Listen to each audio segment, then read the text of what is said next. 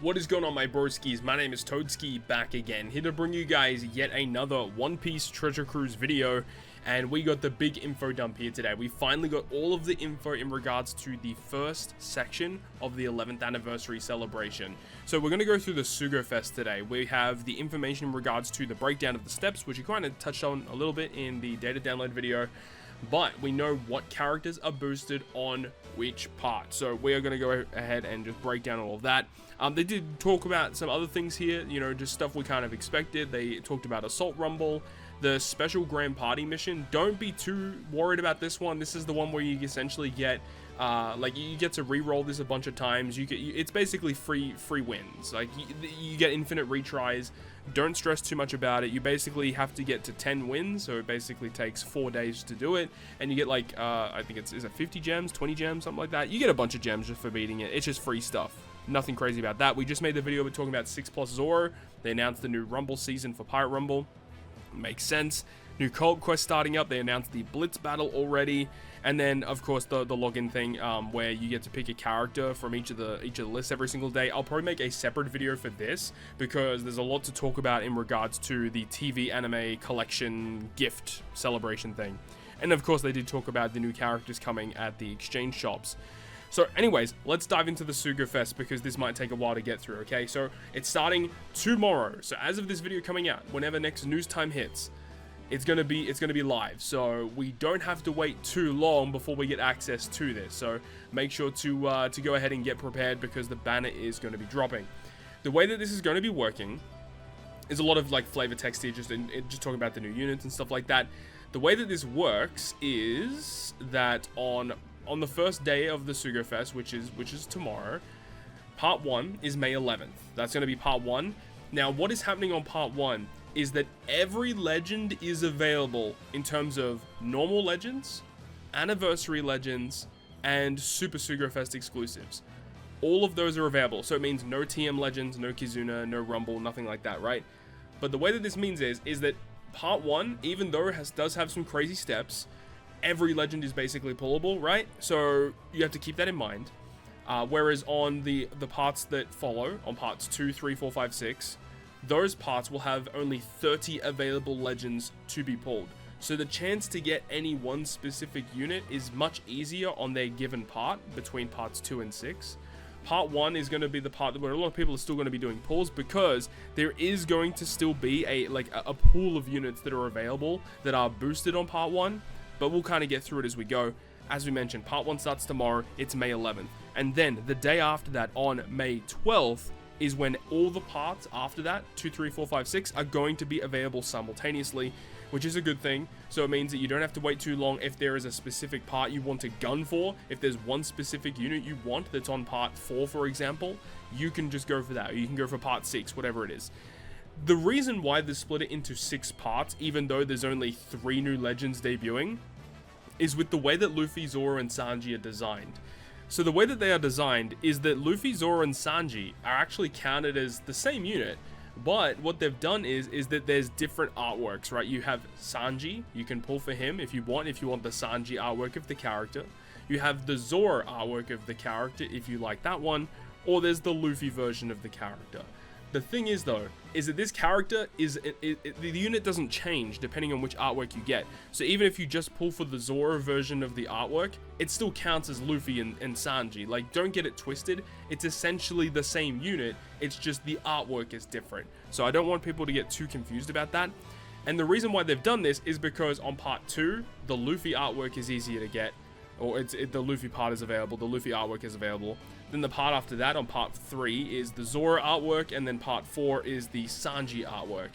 It's really weird how they've done it, but we'll kind of get through it as we go along. And then, of course, you've got Kizaru on part 5, and then you have the Nami on part 6.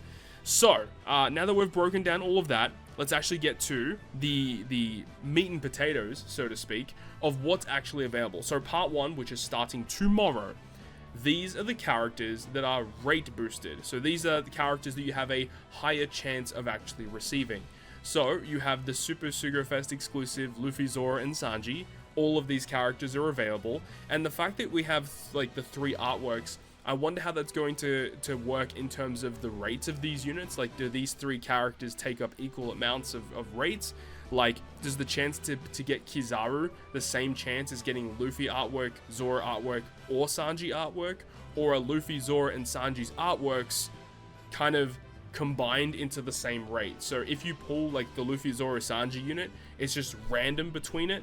Or, you know, if Luffy, Zoro, and Sanji have their own specific rate, then it means it's actually really easy to pull this unit. So again, we'll have to wait and see. There are lots of unanswered questions because this is the first time that Treasure Cruise has done anything akin to this.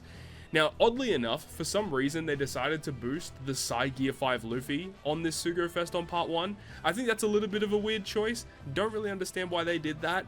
Next to that, though, you have Borsalino, of course. He's going to be boosted, a slightly higher chance to be pulled on Part 1. And then you have the Anniversary Nami. She's also going to be on Part 1. Now, in terms of other legends that are available, these normal legends that you see here, these are available on any generic red ticket that you receive in the game. These characters have a higher chance to be pulled on Part 1. And you have the Super Sugo Fest exclusives. Every Super Sugo Fest exclusive in the game is pullable from Part 1. But the chance to pull them are very, very low. So don't go into Part 1 expecting to pull a bunch of these units because the chances are very low. They are not rate boosted.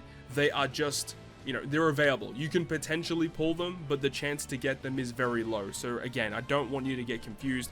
On Part 1, the characters that you see here are higher chance to be pulled. These are actually rate boosted units, as you see the title where it says in the brackets, rate boosted. When you fall below that, it just says Super Sugo units. It doesn't say rate boosted. So they're stating these Super Sugos are pullable. They're just not going to be like a high chance to be pulled. And then below that, all the Anniversary Legends are also going to be available. Again, not rate boosted, but they are available. So they're on the off chance you could do a random pull and you can pull some of these units, which is cool, right? So these are the units you can expect to be pulling on Part 1 of the Sugo Fest starting tomorrow.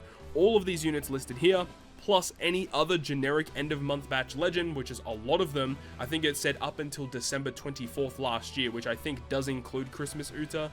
Those are all going to be available. Let's move on. If we move on to Part 2.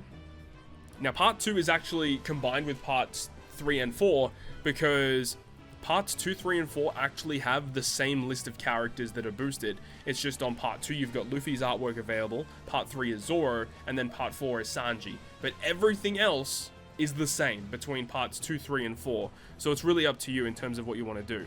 Now on Parts 2, 3, and 4, or basically everything past Part 1, they have restricted to only 30 pullable legends. So if there's one unit on Parts 2, 3, 4, 5, 6 that you want to get, it's much easier to get them on Parts 2, 3, 4, 5, 6. So on Part 2, 3, 4, and Parts 2, 3, and 4, you have Luffy, Zoro, Sanji, depending on which one you want to go for. But then all of these other Super Sugo Fest exclusives are pullable on each of these parts. So you got Whitebeard and Ace, which is honestly, I'm not the biggest fan of Whitebeard and Ace. They got a really cool design, but like, to be honest, they're just not a unit that's going to see a ton of play until we get more support for the Whitebeard Pirate Commanders. Now, next to that, you have Blackbeard and Law. Blackbeard is a phenomenal powerhouse unit, but considering how the most recent batches have been focusing on at least Cerebral, Free Spirit, and Slasher, Blackbeard hasn't had much support recently, so I can't really say, like, yeah, Blackbeard is still very good. Once we get more powerhouse units, Blackbeard is going to see more play for sure, but he's very good in Rumble, so do keep that in mind.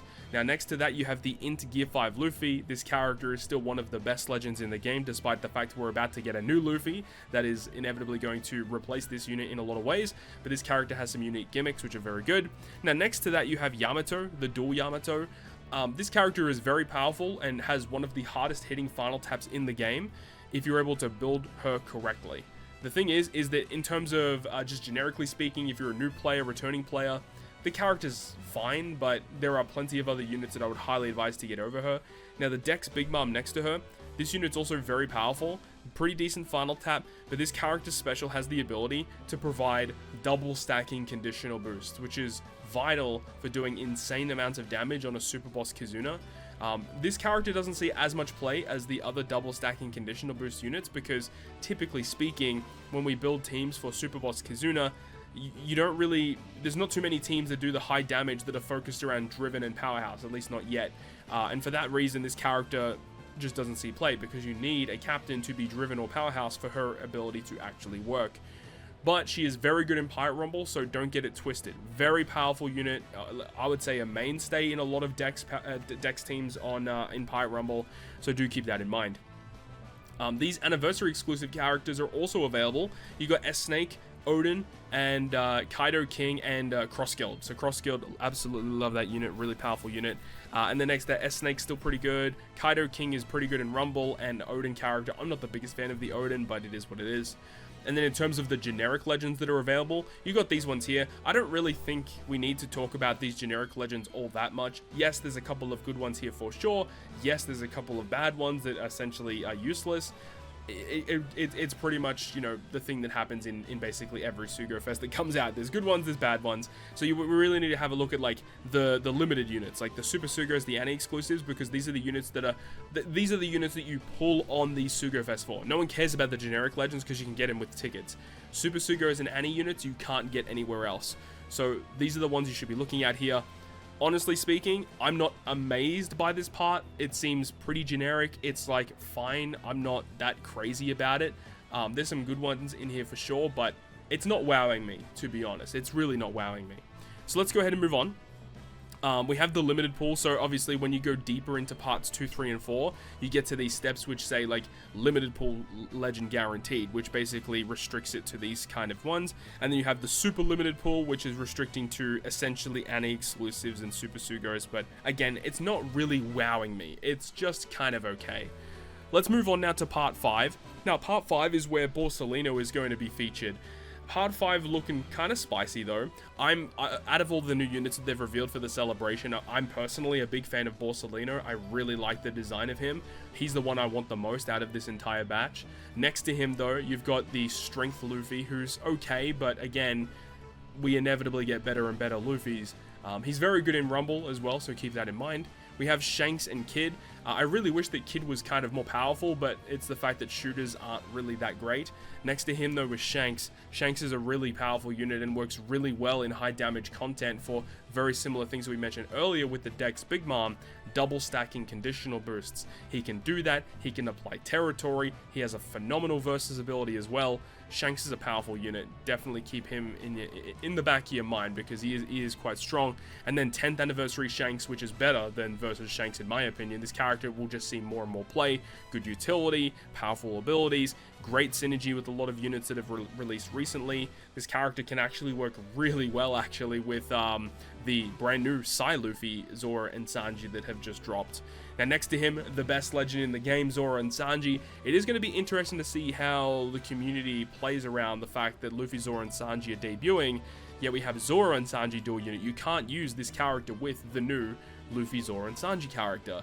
But this character is one of the reasons why high damage teams have been able to achieve the damage numbers that they've been able to get, is because of their unique abilities. So it will be interesting to see moving forward whether or not this will be like the mainstay moving forward for high damage teams, just to continuously go back to this guy, or will Luffy, Zora and Sanji take the cake? Are they going to be the new leader, the new guy to go to? We'll have to wait and see, but instincts personally, I still think Zora and Sanji are going to be that go-to guy because again, they're just good in basically every piece of content in the game. Strength Kaido doesn't really see much play. We all thought this was going to be the reason why high damage content teams could be abused with Driven and Powerhouse squads. Unfortunately, he fell kind of flat. I think that they need a little bit of support, honestly, but it is what it is. In terms of Annie exclusives, you got Zoro Kaku, really powerful unit. Katakuri Big Mom gets used a ton in Pirate Rumble, so keep that in mind. Roger Gang, not a big fan of him, but he's okay. With investments, Roger Rayleigh Gaban is one of the best Rumble units in the game at level limit break 5. Without the investments, he's just kind of okay. Strength Blackbeard is not that great. The Strength Luffy, this guy right here, the one from Film Red, this guy's pretty solid actually. Definitely one of the hardest hitting characters in Pirate Rumble, but in normal content, really not all that good, to be honest. So like Zoro Kaku, like yeah, he's pretty good in normal content. And then in terms of Rumble, you've got like Katakuri Big Mom, Roger, And then even Blackbeard will see some niche play in Rumble if you don't have a lot of good strength units. And then that strength Luffy is phenomenal. So Rumble stuff is kind of good for the Annie exclusives. And as for the Super Sugos, you got Zoro Sanji, 10th Annie Shanks vs. Kid. I mean, strength Luffy's still usable. And then the new Borsalino. Part 5 looks pretty solid, all things considered. I think if you're a big Borsalino fan, I think this is not a bad Sugo Fest part at all. There's some pretty good characters here for sure. And then you've got like the normal legends that are available. Christmas Uta. Dude, this is such a good part if you're trying to build a strength team. God damn. You got some good strength units in here. Who else is in here that's kind of a highlight? Sai Momo, obviously still pretty good. The Sai Sanji's okay as well. But if you have the new Luffy, Zoro and Sanji that's coming out, kind of replaces him. So there's some decent units in here for sure. So part 5 looking pretty spicy. And then of course you get the limited and the super limited pool, depending on, of course, you know, how deep you go into the banner, of course. Now, part 6, this is the one where they're featuring Nami. So Nami is an anniversary exclusive. So let's have a look at the Super Sugos. So you got the New Year's Sabo, very interesting unit, pretty decent overall. We'll see if he's going to see more and more play moving forward in the future. But considering the amount of like cerebral units that have been coming out, it just helps via using Sabo, because Sabo is going to provide amazing support for cerebral. Oiran Yamato, big fan of this unit too. This unit is underrated. Not a lot of people honestly use this unit, but this character is just solid. Just a really good unit. Has Rush Sugo special as well. And if you're a beginner player, this is going to be a nice character for you. Luffy versus Kaido. I mean, let's be real here. Luffy versus Kaido, one of the best legends in the game. Yeah, so that's a phenomenal character to have here. I love the fact that they're here. This character is really, really strong. It's just nice to have an incentive to actually pull in this part. So the fact that they're here is great. Alongside 10th Anniversary Ace. Dude, this is looking spicy. Really good characters here for sure. And then you bring it down a little bit with Roger and Odin, because this character is a stinker. Not a fan of them at all.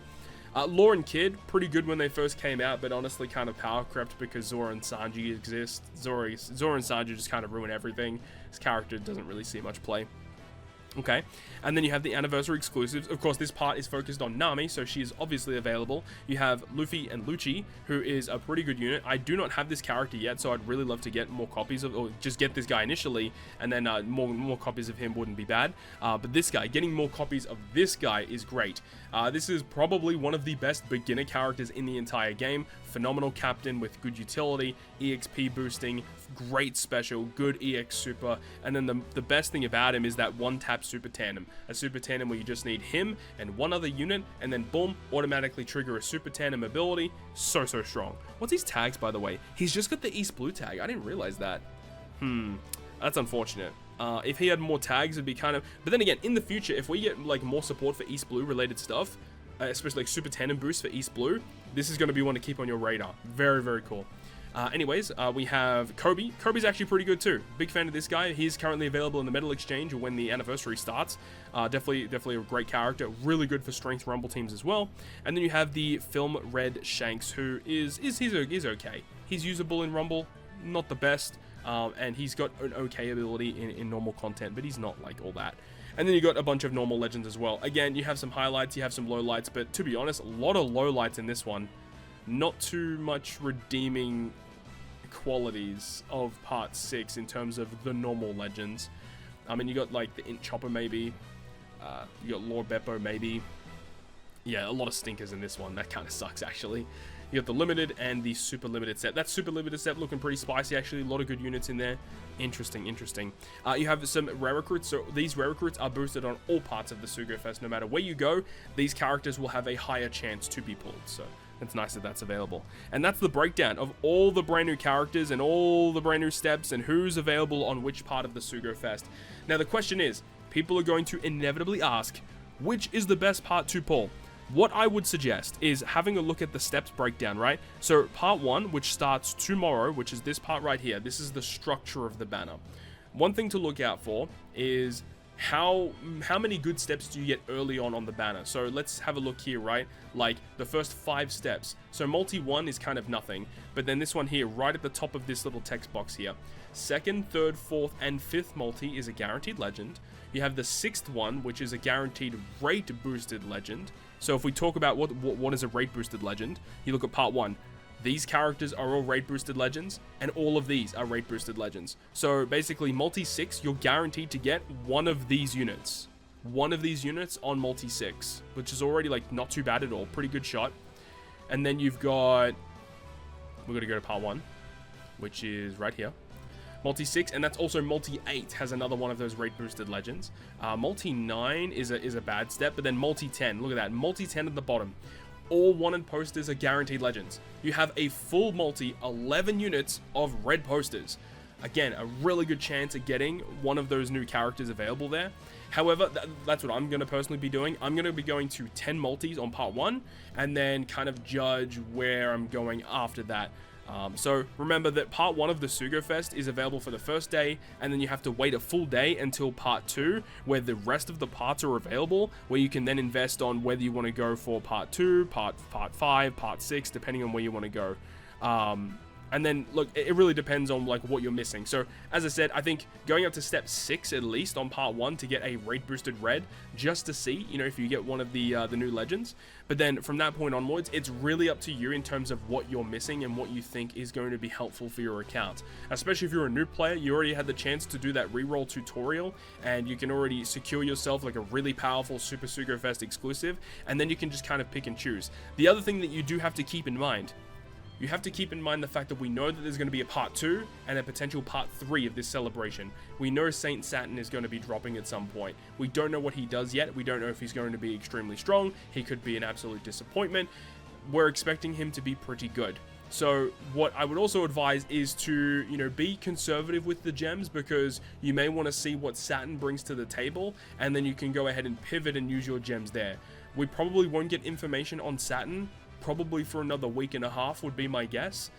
Maybe, yeah, probably a week. Probably a week from today we might get information on what he is. We're not too sure yet though. We're expecting it on part 2. It could be part 3. We're not 100% sure yet. But it really is up to you in terms of where you want to pull. As I said, I think you should pull like 5 to 6 multis, even up to a max of 10 to get all guaranteed legend steps on part 1. And then wait for part 2, part 3, part 4, part 5, part 6, depending on where you want to go, what's available, whether you want the Nami, whether you want the Borsalino, whether you want the Zora artwork. It's up to you, right? That's going to wrap it up for me, though, in terms of breaking down the Sugo Fest. There's a lot to digest, and I can understand a lot of people are going to be confused, and I'm sure there's going to be a ton of questions. If there are any questions, any major questions, definitely let me know down below in the comment section. If there is a question specifically that you need to know, you can even @me on Twitter. You can even, if you see the question in the comments, leave a like on it so that it bumps up so I can see it easier. Hopefully you enjoyed the video, though. If you did, make sure to go ahead and leave a like, and if you want to stay up to date with all the content I post, including more One Piece Treasure Cruise content, make sure to hit the subscribe button down below. On that, guys, I'll see you guys within the next video.